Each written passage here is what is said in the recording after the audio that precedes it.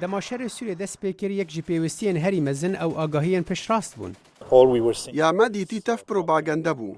لشر لپارک جهان بو کج آلی پیوندین دیجیتال و لپیش بو.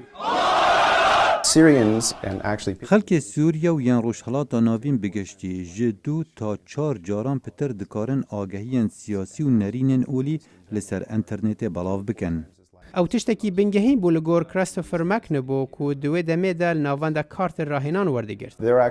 گلیکن ویدیو ین هنجین دما شر پترن از باور دکم شر سوریه و گوهستنه که جورایی و مزن چکر. گوهارتنه که مزن ده آوای شر دا. شرین برای نبون دجین گهن به هفرا گریدای وکو سوریه. السلام علیکم یا حمات الدیار. بریا فیسبوک، یوتیوب و تویتر مکنبو آگاهی کم کرن لدور جهن شروانان او آلیگرین کین او کی تبلیوان دبه. دوی پروسه دا مکاری بو زانیارین 7,000 چکدارین اپوزیسیون سوری تومار بکن نه همو حتا ایرو اکتیون. نخشه کرنا شر لسوریه او نها کاری فرمیه مکنبو یل ناوانده کارتر او برفرهی آگاهیان پار و دکل لگل نافچی و ریخستن مروواهی جبو آلیکاریات گهشتنا تفلهوی شر سوریه.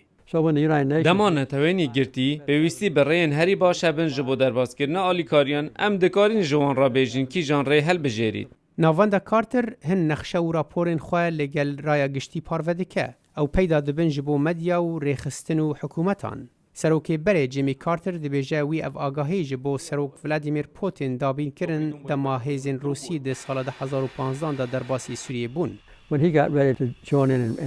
دماوی خو آماده دکر با چون سوریا او بمبا کرنا گروپان من خواست پشراز بکم کو اول یه درست دخه آن بکیمانی او دزانه چه بمبا دکد من نامه یک جیره هنارد او جیره گود ما افشیان هیا لسوریه کو ام بیجین خلق لکودمینه گلو تو دخوازی روژا دن من برسف جیره ورگرد وی گود اری ام نقشین تا دخوازین او ما او با پوتین شاندن دیمک دم او با باران دکه او جمع دزانه خلق سوریه لکویه مکنبو دبیجه نیاز او بو کو بهلن روسی زانبن کو ناوانده کارتر چاودیری آرمان جنوان دکه لسوریه لگل باشی آلی لشکری هبونا نقشه و راپوران مکنبو دبیجه او آگاهین کو خلقی تیخن مترسیان لگل کسی که دن پاروناکن.